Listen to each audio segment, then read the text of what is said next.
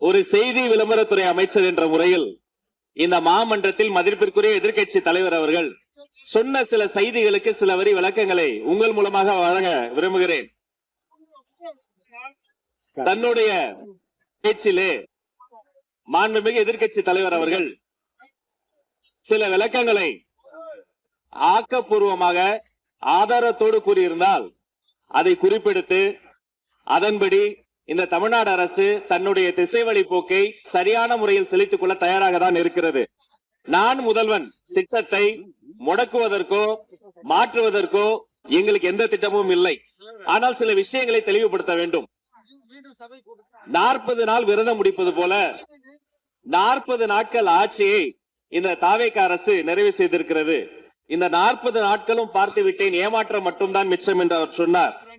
ஆனால் மக்கள் திமுகவினுடைய 40 நாள் அல்ல 5 ஆண்டுகளையும் பார்த்துவிட்டு அந்த வந்த ஏமாற்றத்தால் தான் இப்படி ஒரு தீர்ப்பு எங்களுக்கு வழங்கி இருக்கிறார்கள். அமைச்சர்கள் மகிழ்ச்சி, ஆளுநர் மகிழ்ச்சி என்றெல்லாம் சொன்னார். இந்த அரசில் தமிழ்நாடு மக்கள் மகிழ்ச்சியாக இருக்கிறார்கள் என்பதை தான் இன்றைய சட்டமன்றத்தினுடைய போக்கு காட்டுகிறது.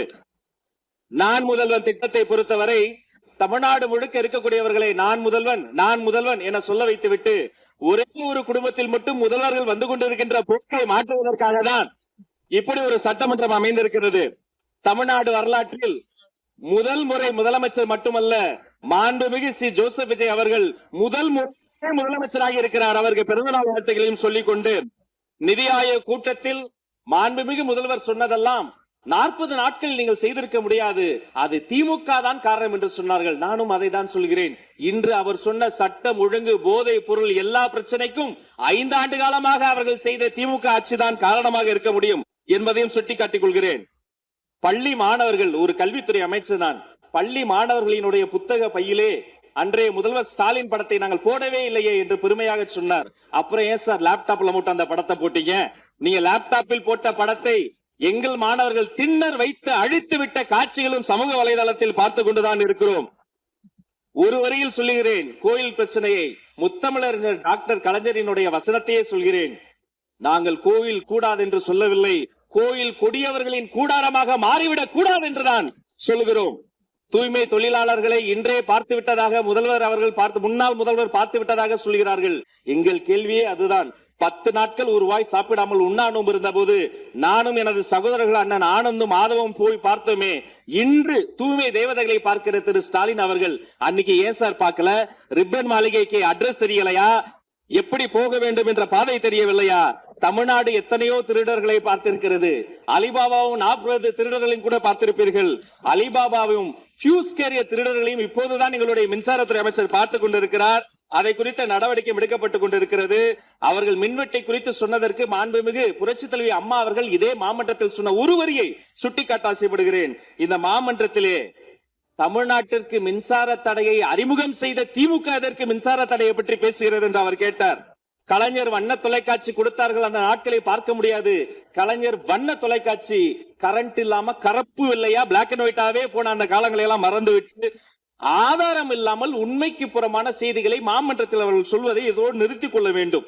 நேரலையை குறித்து கேட்டார்கள். எனக்கு ஆச்சரியமாக இருக்கிறது. 3 ஆண்டு காலமாக ஒரு தொழில்நுட்ப கோளாறாக அன்றைய சபாநாயகர் நேரலையை இருட்டடிப்பு செய்து விட்டார். ஆனால் இன்று மாண்புமிகு சபாநாயகர் நேரலையை கொடுத்துக் கொண்டிருக்கிறார்.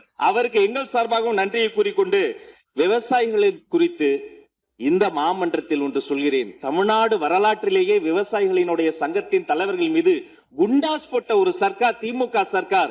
ஆனால் அவர்கள் கண்ணீரை போக்க நாங்கள் போராடி கொண்டிருக்கிறோம். அரசு பள்ளிகளில் எந்த கட்சிக்காரர்களும், அது தாவேகாரர்களாக இருந்தாலும் சரி, பள்ளி மாணவர்களை தொந்தரவு செய்யாதீர்கள் என்று சொன்னதோடு மட்டுமல்ல, பெருமையோடு சொல்கிறேன், எங்கள் கட்சியினுடைய ஒன்றிய செயலாளர் அரசு பள்ளியில் சென்று ரீல்ஸ் எடுத்ததற்காக நேற்றைய தினம் கட்சியை விட்டு நீக்கியிருக்கிறார் என்னுடைய பொதுச் செயலாளர். சட்டம் ஒழுங்கு பிரச்சனையை பற்றி பேசுகிறவர்களுக்கு அண்ணா பல்கலைக்கழகம் நினைவுக்கு வரவில்லையா? அண்ணா நகரில் பெத்த பிள்ளைக்கு கொடுமை நடந்ததற்கு கம்ப்ளைண்ட் கொடுக்க வந்த அப்பா அம்மா மீதை அடித்து துன்புறுத்தியது நினைவுக்கு வரவில்லையா? யார் அந்த மேலிடம் என்று கேட்பவர்களுக்கு யார் அந்த சார் என்பது நினைவுக்கு வரவில்லையா என்பதை உங்கள் மூலமாக நான் கேட்டுக்கொள்கிறேன். இடையில் ஆங்கிலத்தில் ஒரு விஷயம் சொன்னார், to remain silent. I want to quote Walter. I may not agree with what you are saying, but I am ready to give my life to defend your right to say it.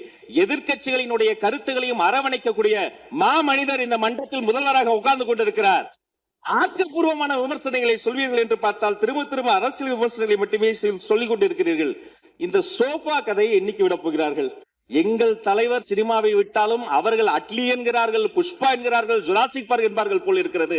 நான் ஒன்று சொல்லிக் கொள்கிறேன், அந்த sofa அவர்கள் வாங்கியது, அவர்களினுடைய வசதி கருத்து வாங்கியது. மதிப்பிற்குரிய அண்ணன்களை நீங்கள் சிறுமைப்படுத்தக் கூடாது.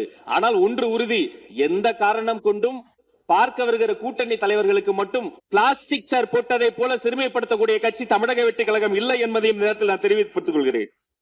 சிங்க பெண்களை குறித்து அன்றே விழிவாக தெளிவாக அழகாக நான் கூறிவிட்டேன். சிங்க பெண்கள் இந்த நாட்டினுடைய தமிழ்நாடு அரசினுடைய பொக்கிஷம். அவர்களை குறித்து மீண்டும் மீண்டும் இப்படி சிறுமைப்படுத்தி பேசியதற்காக மாண்புமிகு பேரவைத் தலைவர்கள் அதை கண்டிக்க வேண்டும். சிங்க பெண்களை குறித்து இனி யாராவது தவறாக பேசினால் அதை அனுமதிக்க கூடாது. இப்படி தவறாக பேசியதற்காக அவர்கள் மன்னிப்பு கேட்க வேண்டும் என்று தமிழக வெற்றி கழகத்தினுடைய அரசு சார்பில் கேட்டுக்கொள்கிறேன். வாக்குறுதிகளை பற்றியெல்லாம் பேசினார்கள். பொதுவாக வாக்குறுதிகள் சர்வதேச அளவில் பொலிட்டிக்கல் பினாமினல் எப்படி உருவாகிறது? ஒரு பிரச்சனை, அந்த பிரச்சனைக்கான ஒரு சொல்யூஷன்ஸ், அதை எந்த பொலிட்டிக்கல் இன்டர்ஃபரன்ஸ் இல்லாமல் செயல்படுத்தக்கூடிய ஒரு செயல்முறை, பின்பு வரக்கூடிய அந்த வெற்றியை ரோடு போடுவோம் என்று சொல்லி ரோடு போட்டதை காண்பித்து எக்ஸிபிட் செய்து அவர்கள் முன்னோக்கி செல்வார்கள். ஆனா இங்க பொறுத்த வரைக்கும் நாம தமிழ்நாட்டில் இதுவரைக்கும் ஆண்டவர்கள் பிரச்சனையை ஐடென்டிஃபை பண்ணி சொல்லவே மாட்டாங்க. ஏன் தெரியுமா? அந்த பிரச்சனையே அவங்கதான், அவங்களே அவங்களை ஐடென்டிஃபை பண்ணி எப்படி சொல்ல முடியும்?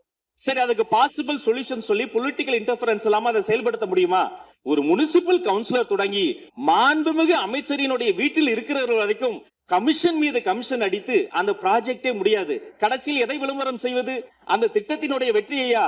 எதை விளம்பரம் செய்வது என்றே தெரியாமல் தங்கள் தலைவரை, அதுவும் ஒரு குடும்பத்தை மட்டுமே வெறித்தனமாக விளம்பரம் செய்து செய்தி விளம்பரத்துறையின் கஜானாவை துடைத்து வைத்து சென்றிருக்கிறார்கள் என்பதையும் இந்த மாவட்டத்துக்கு தெரியப்படுத்த நான் கடமைப்பட்டிருக்கிறேன்.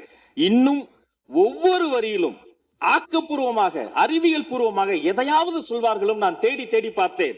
அவராக 40 நாட்கள் தேடி பார்த்து ஏமாற்றம் அடைந்தார். நான் 40 நிமிடத்திலேயே ஏமாற்றம் அடைந்து விட்டேன். இதை சொல்ல வேண்டும் என்று சொன்னால் ஒரு நகைச்சுவை காட்சியில் சொல்வதை போல அதுல ஒண்ணுமே இல்ல, கீழே போட்டுருங்க. நன்றி சட்டப்பேரவை தலைவர் அவர்களே.